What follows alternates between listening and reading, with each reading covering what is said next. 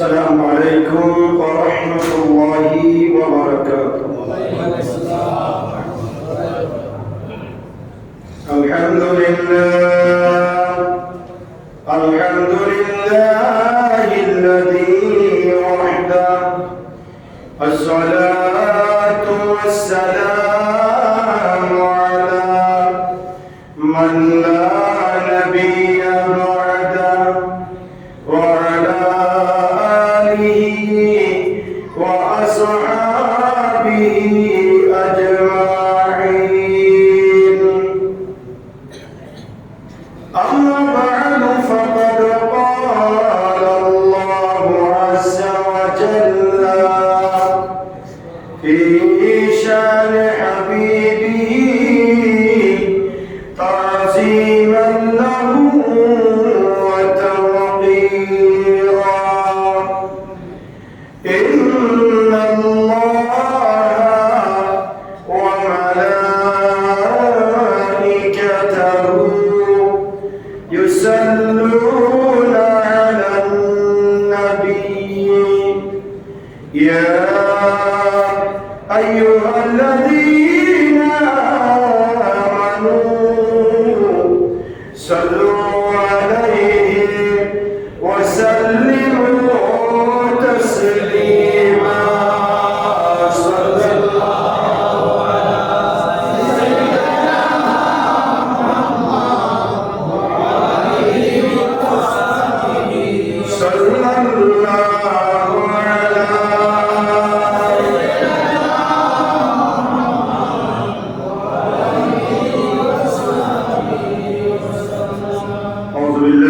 الشيطان الرجيم. بسم الله الرحمن الرحيم. فاطر السماوات والأرض جعل لكم من أنفسكم أزواجا ومن الأنعام أزواجا يذرؤكم فيه ليس كمثله شيء وهو السميع البصير.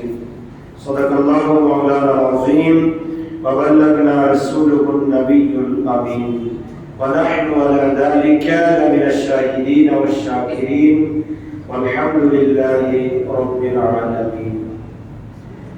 معزز محترم হযরত মুসল্লিয়ান ইহসান, সম্মানিত উলামায়ে কিরাম রহমানি ওয়া রাহিমাকুমুল্লাহ, আমরা আল্লাহ সুবহানাহু ওয়া তাআলার বিশাল দরবারে লক্ষ কোটি শুকর আদায় করছি যে আল্লাহ পাকের অত্যন্ত দয়া এবং মেহেরবানিতে হজের মাসের প্রথম মাস শাওয়াল মুকাররমার শেষ জুমা নামাজ জুমাদের মহান লক্ষ্যে আল্লাহর মসজিদে আসার বসার সালামি আরজ করার সুযোগ আর তৌফিক যা আল্লাহ আমাদেরকে দান করেছেন তার দরবারে পড়ছি আলহামদুলিল্লাহ। লক্ষ দুরূদ সালামের হাদিয়া গ্রহণ করছি সেই নবীর দরবারে যার ওসিয়তে পৃথিবীর শ্রেষ্ঠ বলতে পেরেছি হুজরাত মুহাম্মদুর রাসূলুল্লাহ সাল্লাল্লাহু আলাইহি ওয়াসাল্লাম এর নবী দরবার সোনার মদিনায় উচ্চ আওয়াজে পড়ছি আলহামদুলিল্লাহ। মুহতারাম হাজিরিন, আমাদের আলোচনার বিষয় হচ্ছে কোরআনুল কারীমের 42 নম্বর সূরা, সূরা শুরা। আমরা গত জুমায় সূরা আশ-শুরার আলোকে আমরা আলোচনা শুনেছিলাম, যেখানে আল্লাহ রাব্বুল আলামিন আহকামুল হাকিমিন তার বান্দাদেরকে বিভিন্ন রকমের খুশ খবর দিয়েছিলেন। বান্দা যখন নেক আমল করবে ওই বান্দা দুনিয়া এবং আখিরাতে আল্লাহর বন্ধু হয়ে যাবে। সুবহানাল্লাহ। একই ধারাবাহিকতায় আজকে আমরা সেই কোরআনুল কারীমের সূরা আশ-শুরার দ্বিতীয় পর্ব ইনশাআল্লাহ আজকে এই সূরা শেষ করব বিমাশিয়াতিল্লাহ বিইজনিল্লাহ ওয়া মা তাওফীকি ইল্লা আল্লাহ সুবহানাহু ওয়া তাআলা বলেন ফাতিরুস সামাওয়াতি ওয়াল আরদ, আসমান এবং জমিনের স্রষ্টা একমাত্র কে? আল্লাহ। তাতে কোনো সন্দেহ আছে? না। জাআলাকুম মিন আনফুসিকুম আজওয়াজা, আল্লাহ বলেন আমি আল্লাহ তোমাদের জন্য তোমাদের জোড়া সৃষ্টি করেছি। সুবহানাল্লাহ। শুধু তোমাদের জন্য নয়, ওয়া মিনাল আনআমি আজওয়াজা, এবং চতুষ্পদ প্রাণীরও আমি জোড়া সৃষ্টি করেছি। আদম আলাইহিস সালামকে সৃষ্টি করার পরে তার থেকে হাওয়া আলাইহিস সালামকে কি করা হয়েছে? সৃষ্টি করা হয়েছে। তারপরে প্রজন্ম শুরু হলো। প্রথমে আদম আলাইহিস সালামের জোড়ায় জোড়ায় সন্তান, এক ছেলে এক মেয়ে একসাথে ভূমিষ্ঠ হতো।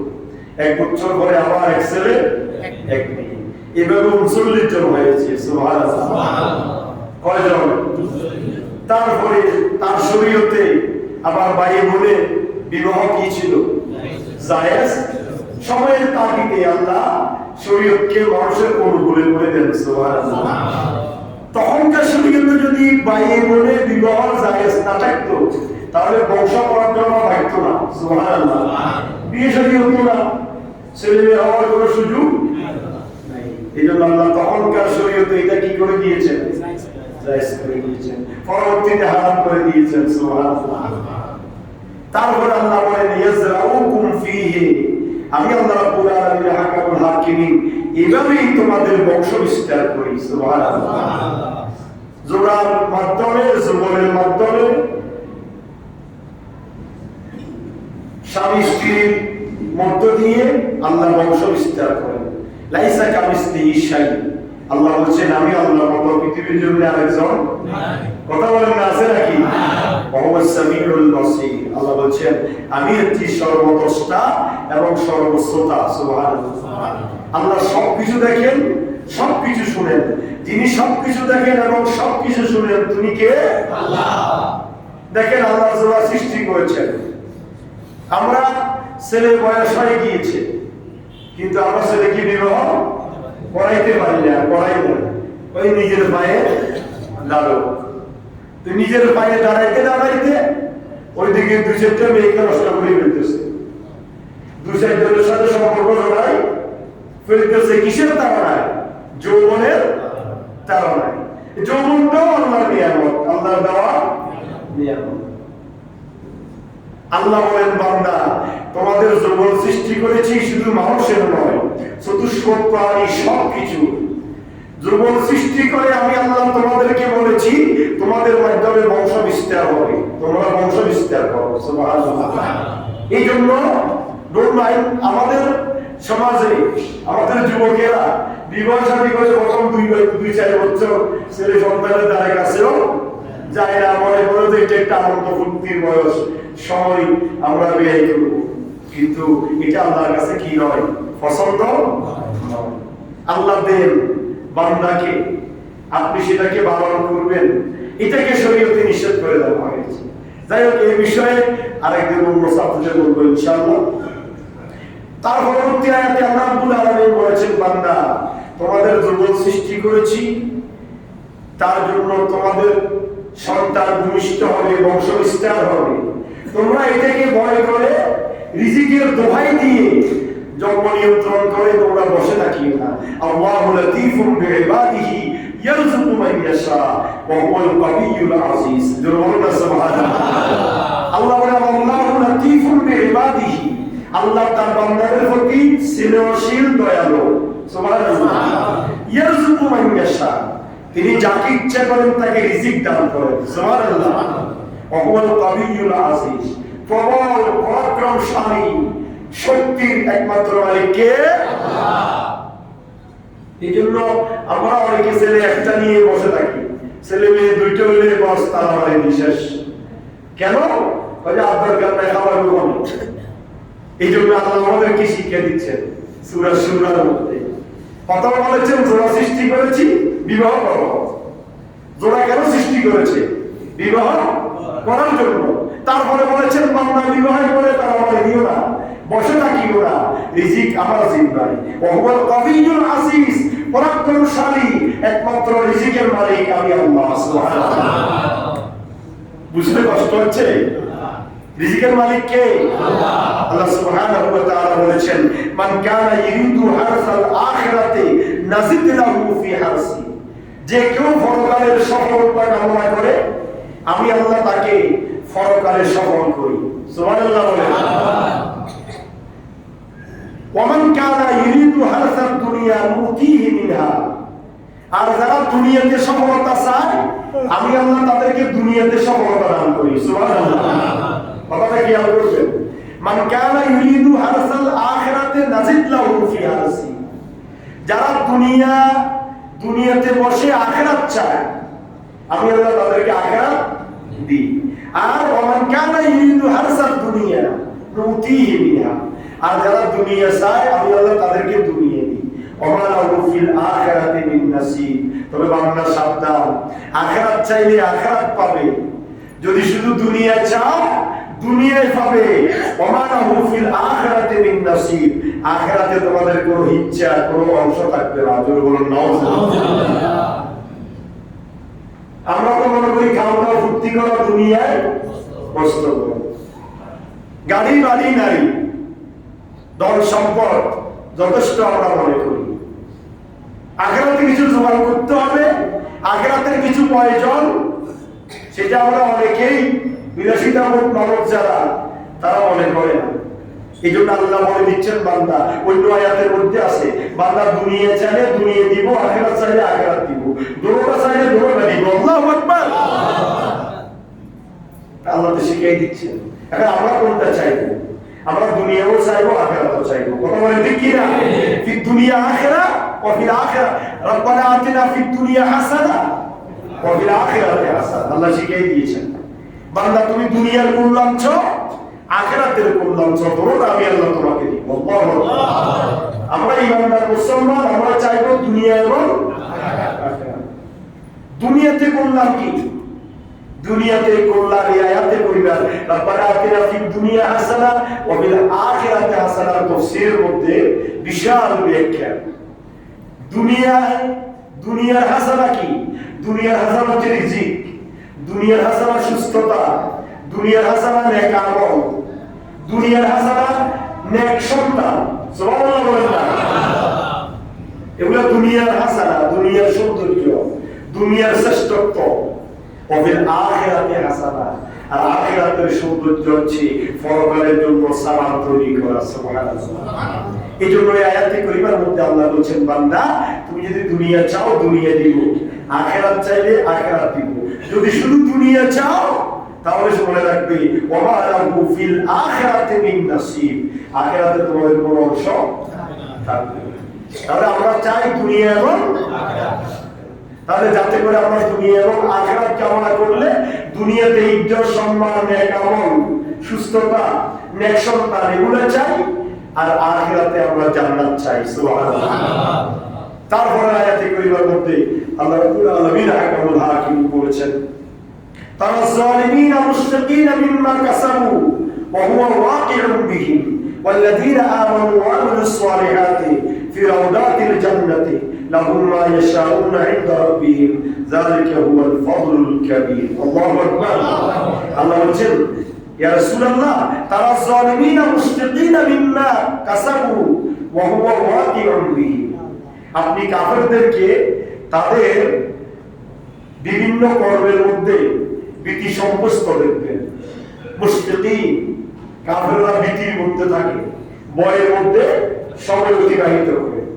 মিম্মা কাসাবু ওয়া হুয়া ওয়াকিউন বিহিম, এই জন্য যে এই তাদের এই কর্মের শাস্তি আমি আল্লাহ তাদেরকে অবশ্যই দিব, তাতে কোনো সন্দেহ নাই। এই জন্য তারা ভয়ের মধ্যে থাকে।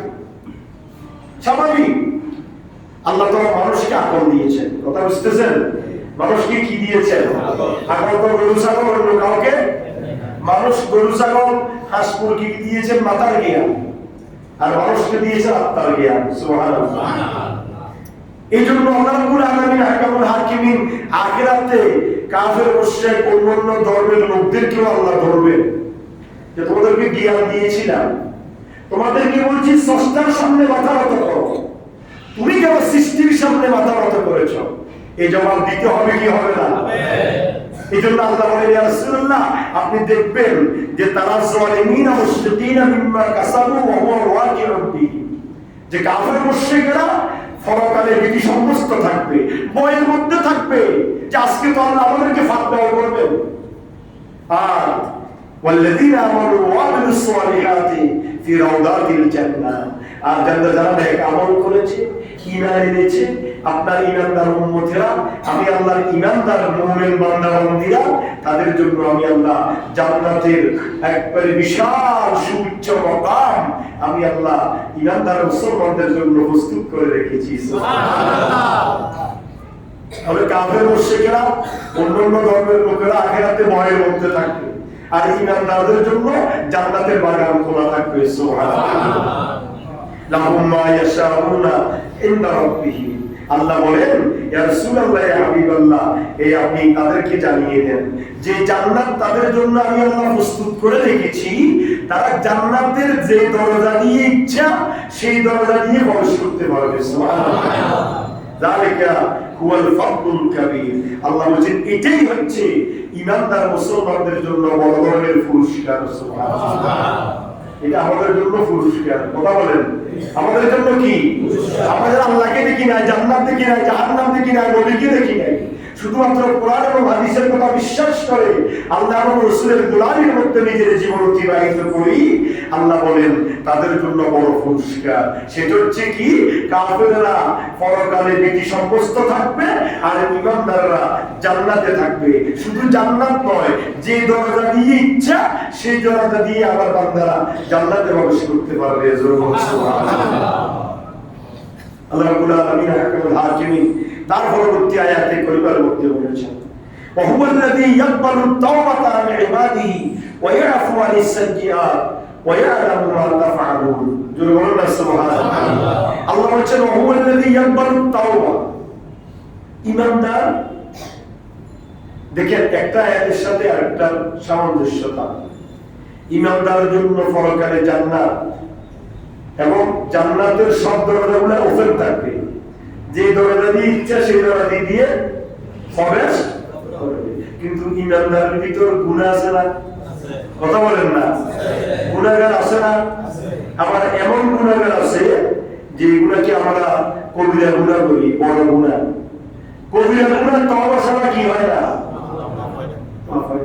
ঈমানদার ঈমানের বলে জান্নাতে যাবে। তবে ঈমানদার যদি গুনাহ করে এবং কবিরা গুনাহ করে, এটার জন্য যদি তওবা করে মরতে না পারে, তাহলে কিন্তু পরকালে খবর আছে। তওবা দুনিয়াতে করতে হবে, তওবা আখিরাতে করা কি নাই? সুযোগ নাই।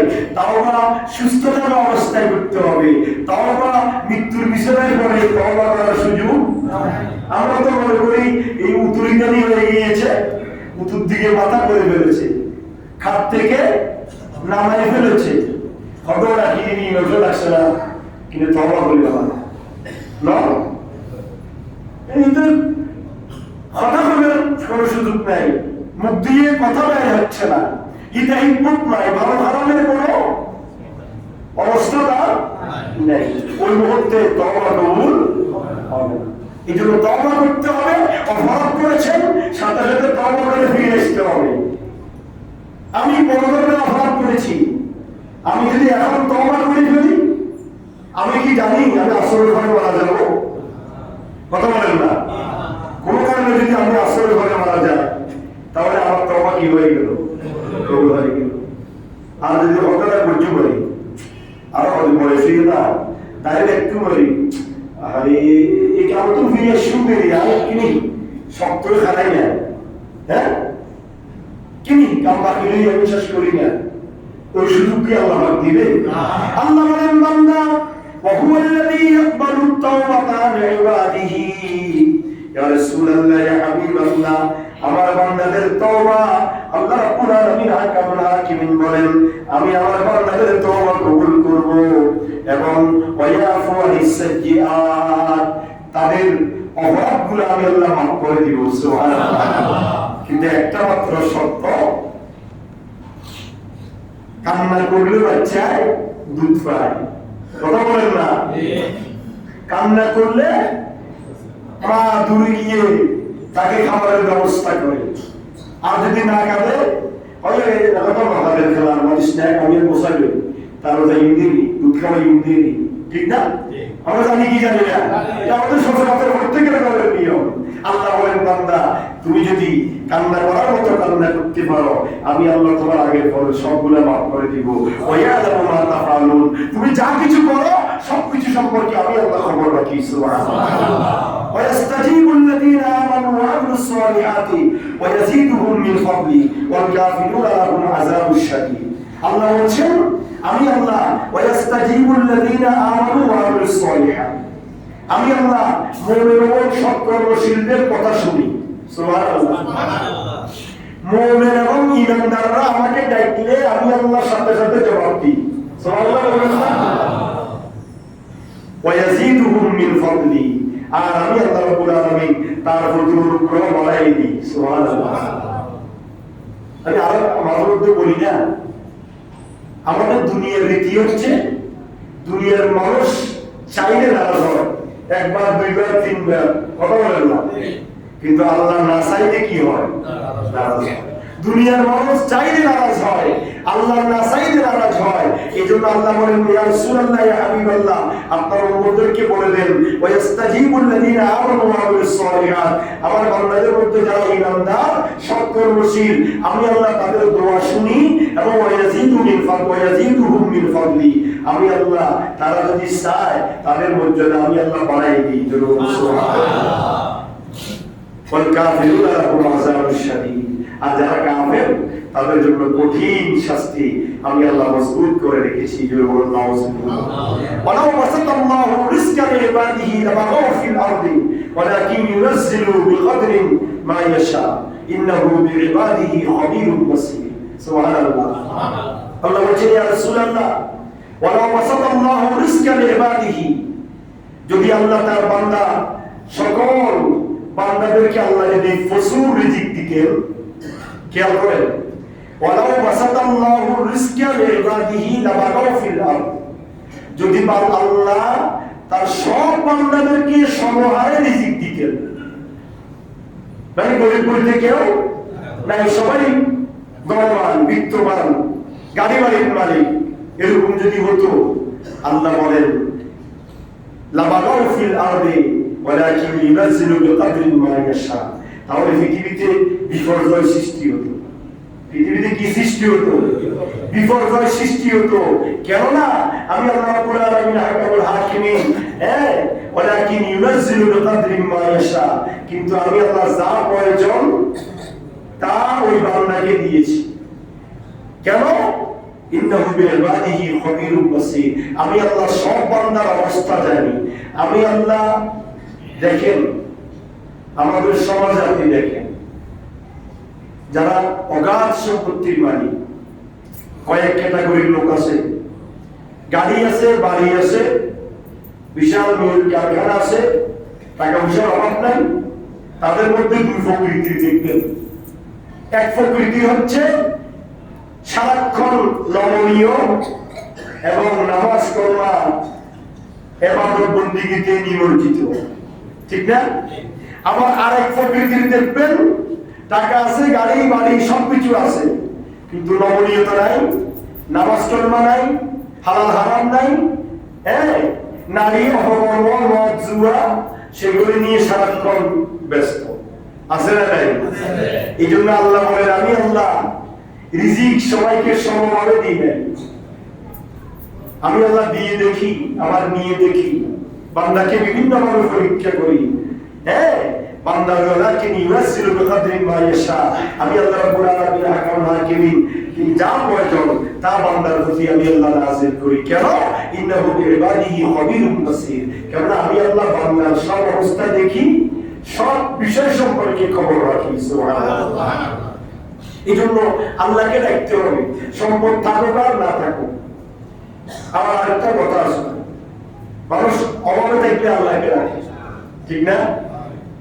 মানুষ দুঃখে থাকলে আল্লাহকে ডাকে, আর সুখে থাকলে আল্লাহর কথা বলে যায়।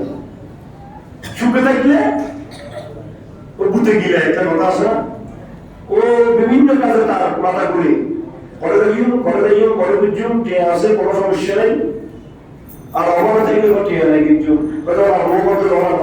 আল্লাহ কাছে খাবো না, তো তখন তার চোখের পানি, কথা ঠিক না? ঠিক। আল্লাহ রাব্বুল আলামিন বান্দার সব অবস্থা সম্পর্কে আল্লাহ জানেন, এই জন্য আল্লাহ বলেছেন খাবীরুন বাসীর, বান্দার সবকিছু খবর রাখি এবং দেখি। সুবহানাল্লাহ।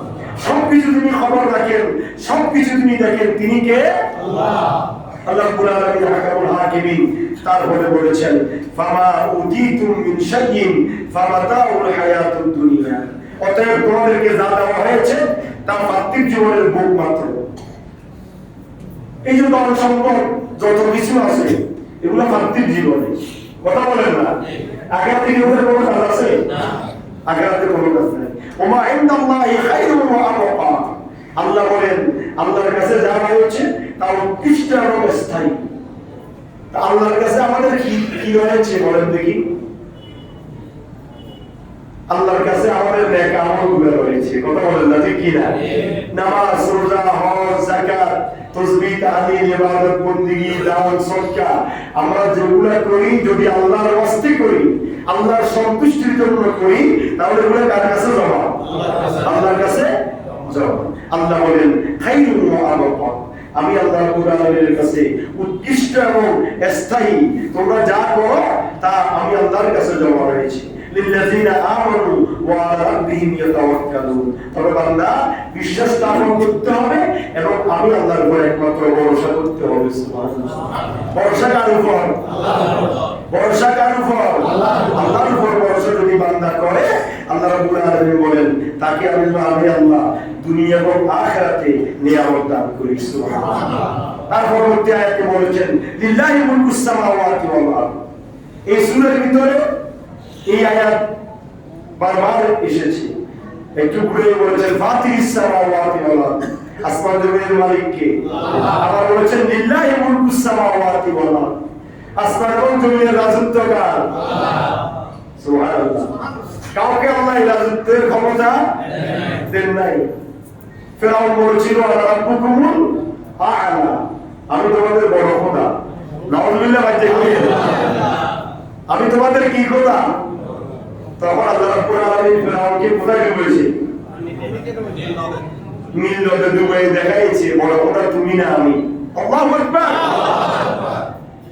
রাব্বুল আলামিন আহকামুল হাকিমিন। তার পরবর্তী আয়াতে কারিমার মধ্যে আল্লাহ বলেন বান্দারে আমার লিল্লাহি মুলকুস সামাওয়াতি ওয়াল আরদ, আসমান এবং জমিনের একমাত্র রাজত্ব কার? আল্লাহ। আমি আল্লাহ ইয়াখলুকু মা ইয়াশা, আমি আল্লাহ যা ইচ্ছা করি তোমাদের জন্য সৃষ্টি করেছি। ইয়াহাবু লিমান ইয়াশাউ ইনাসা, আমি আল্লাহ যাকে ইচ্ছা করি তাকে কি করি? আপনার মেয়ে সন্তান দান করি। সুবহানাল্লাহ।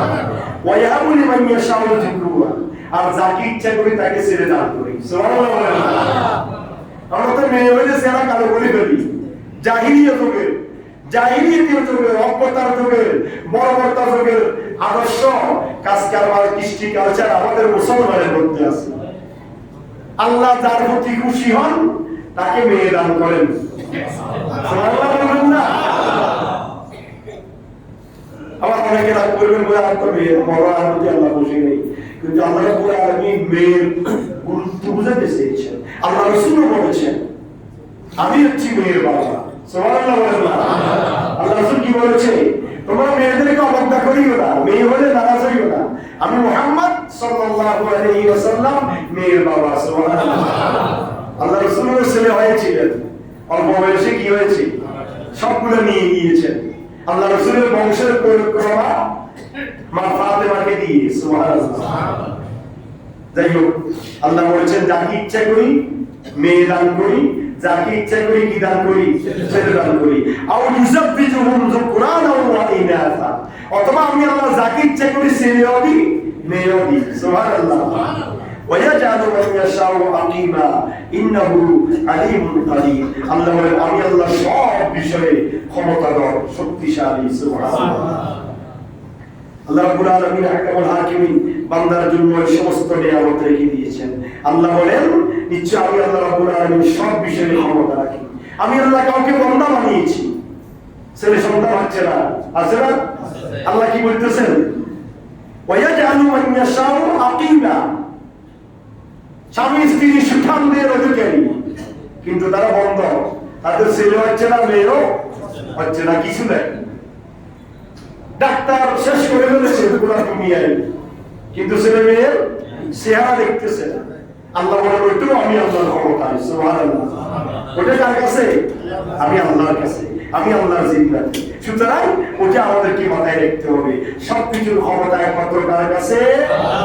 সর্বশেষ কোরআনুল কারীমের 42 নম্বর সূরা সূরা শুরার মধ্যে আল্লাহ রাব্বুল আলামিন সর্বশেষ আয়াতে কারিমা করতে বলেছেন সিরাতিল্লাহিল্লাযী লাহু মা ফিস সামাওয়াতি ওয়া মা ফিল আরদ।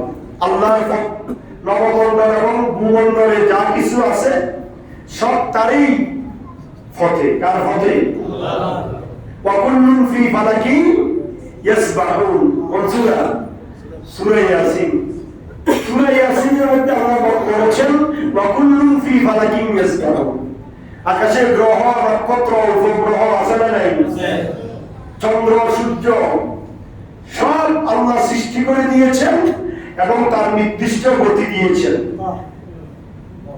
আল্লাহ যাকে যেভাবে সৃষ্টি করে অর্ডার করেছেন সে তার গণ্ডির ভিতরে গুণবান। সুবহানাল্লাহ। কারোর সাথে কারো কোনো ধাক্কাধাক্কি নাই। কোনদিন রাত বান্দার উপর রাত করি রাত হয় নাই এমন কোন দিন হয়েছে? মাসেতে এমন কোন বছরে এমন কোন দিন গিয়েছে যে আজকে রাত হয় নাই? বান্দার উপর রাত করেছি। সূর্য চন্দ্র গ্রহ নক্ষত্র উপগ্রহ হুকুম মানে কার? আল্লাহ বলেন আলা ইলাল্লাহি তাসিরুল উমুর। বান্দা স্মরণ রাখো আমি আল্লাহ রাব্বুল আলামিনের নিকটে সব বিষয়ে সব ব্যাপারে আমি আল্লাহর কাছে তোমাদেরকে প্রত্যাবর্তন করতেই হবে। সুবহানাল্লাহ। সূরা শুরার সর্বশেষ আয়াতে কারিমা দ্বারা আল্লাহ রাব্বুল আলামিন আহকামুল হাকিমিন বান্দাদেরকে বুঝাতে চাচ্ছেন বান্দা আসমান জমিন গ্রহ নক্ষত্র লৌহ কলম 18,000 মাখলুকাত 7 তরক আসমান জমিন সব কিছু আমি আল্লাহর নিয়ন্ত্রণে। সুতরাং তোমরা আমি আল্লাহর আনুগত্য করো, আমি আল্লাহর সামনে তোমাদের মস্তক নত করো, তাহলে আমি আল্লাহকে সব ব্যাপারে তোমাদের পাশেই পাবে। সুবহানাল্লাহ।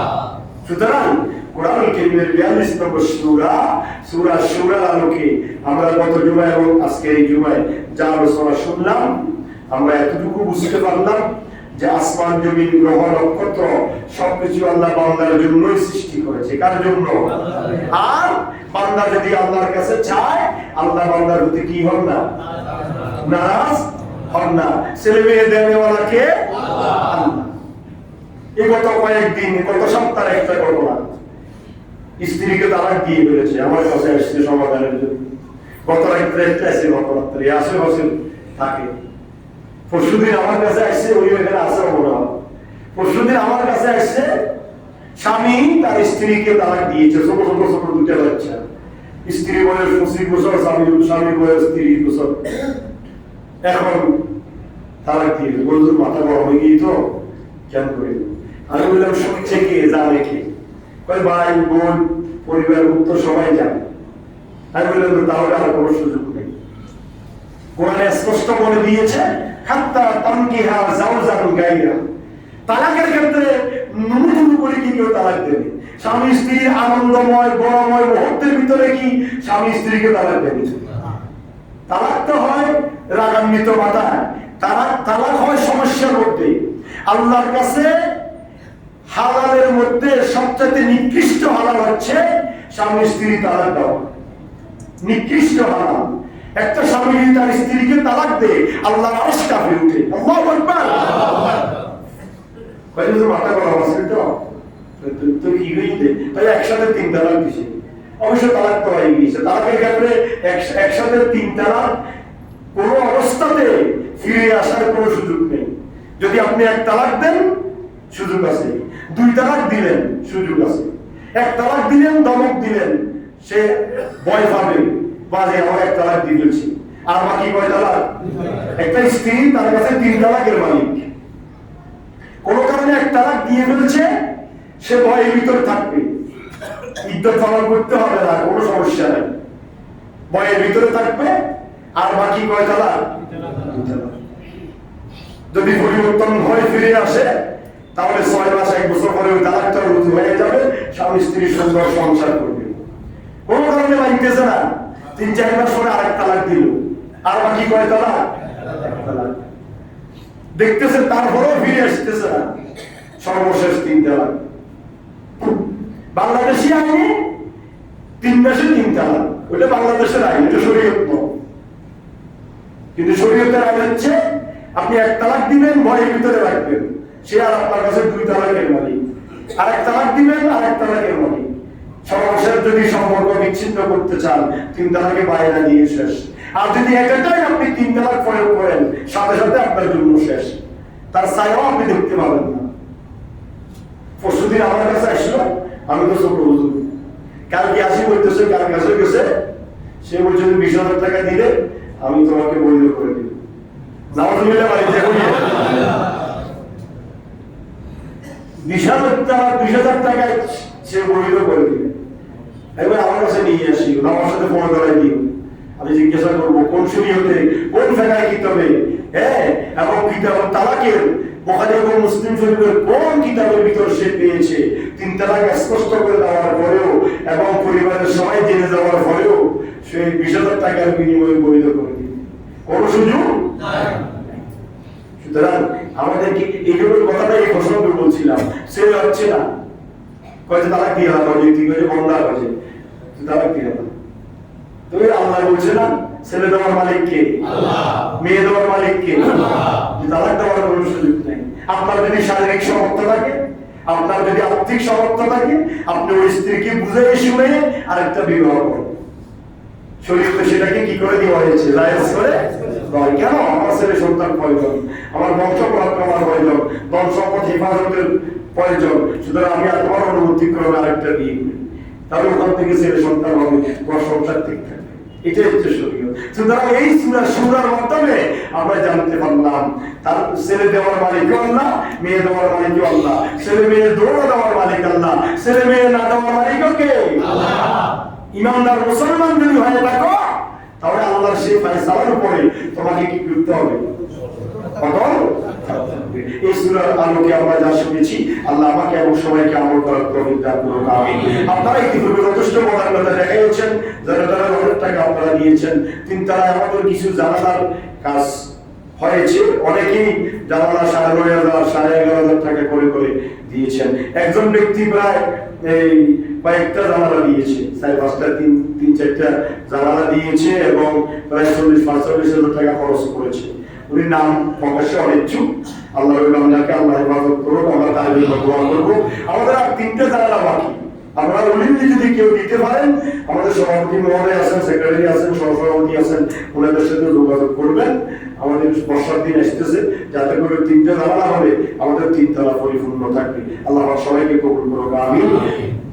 দাঁড়িয়ে যান, সাইডের কাছে আমরা জমা আদায় করবেন, সামনের খালি জায়গা